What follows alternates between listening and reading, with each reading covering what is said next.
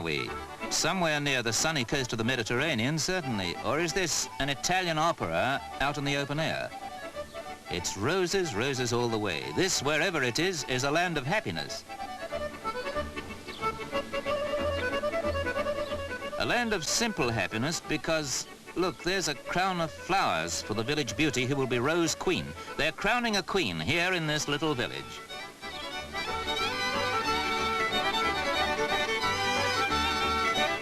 Here's where they gather roses, and there are 15 billion rose trees in this valley to make a rose perfume famous throughout the world. Don't let us spoil the romance of it with statistics, but for every gram of this attar of rose perfume distilled and captured, 27,000 roses must be plucked in the early morning before the bold sun has stolen the scent and simply squandered it away in the country air.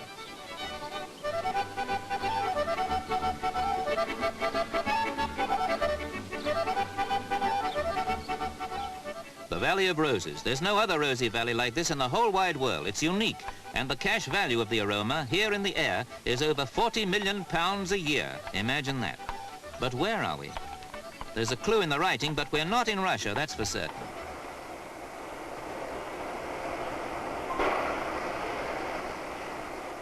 This is a land that symbolically lives on roses, on sunshine, on delicate crops, on subtle loveliness.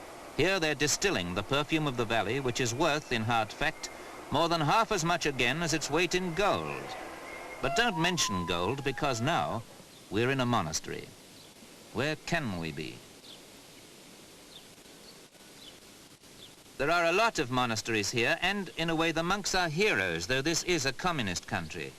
This is Bulgaria, a country on the Black Sea the size of Ireland. And for 500 years of Turkish domination, it was the monks that kept their national spirit and their language alive.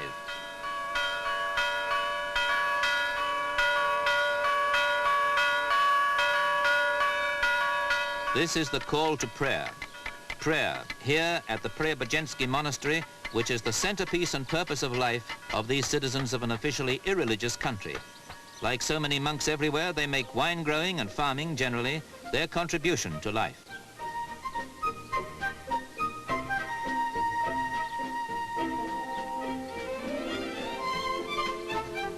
The fact that Bulgaria is what they call a socialist state makes it a surprise for us in the West to find that it's a rosy land of scent and honey and the luxuries of life, like strawberries which are exported from here to countries all over the continent. But we're beginning to learn some exciting things about little Bulgaria, as she, in turn, is learning things about us.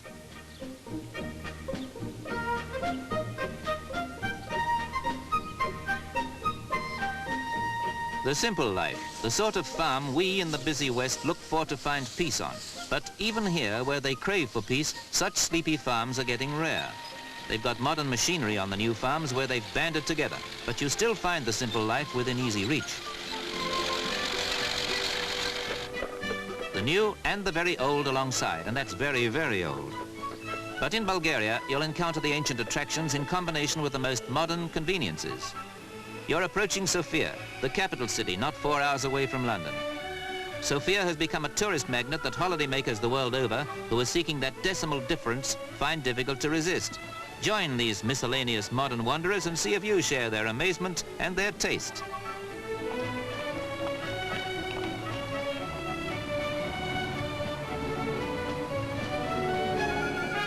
Only 2 out of 25 Bulgarians live in their main city, but they all contrive to visit it and savor its history. The 5th largest cathedral and its new TV tower, largely British built.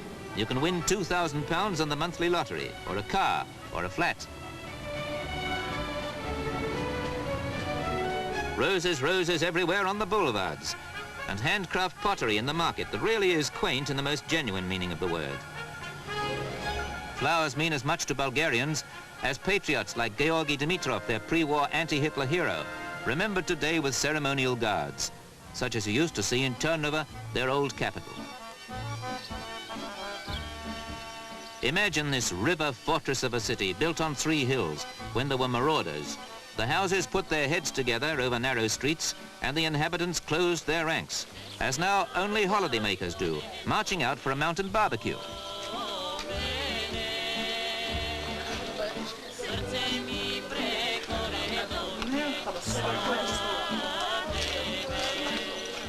Here's where the Balkan Mountains dip down to the holiday coast of the Black Sea, and Western visitors find the warm welcome implied in a drink from the wooden wedding bottle, the most complimentary prelude to kebab in the open air.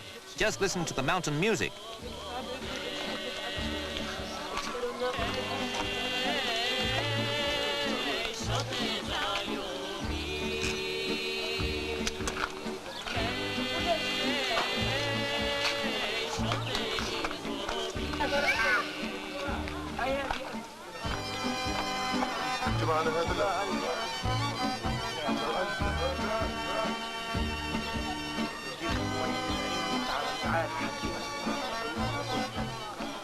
Simplicity in the mountain foothills. Sumptuous luxury just a short drive away in the coastal resorts. Golden Sands, they call the beach where they built these luxury hotels. East and west meet here, where 250 miles of sunshine shore have been developed as an exciting new polyglot playground for the world. Once they say you could stand at the bridge at Istanbul and if you waited long enough, meet everyone from everywhere that you'd ever known. Today, this can happen here because these golden sands now belong to a new, discerning world of youngsters in search of fun.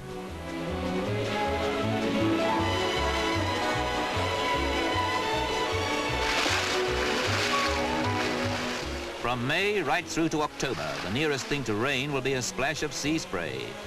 But there's a breeze blowing gently in from the blue sea from sunrise to dusk, and at night a warm land breeze blowing out. Bulgaria was built for the carefree holiday.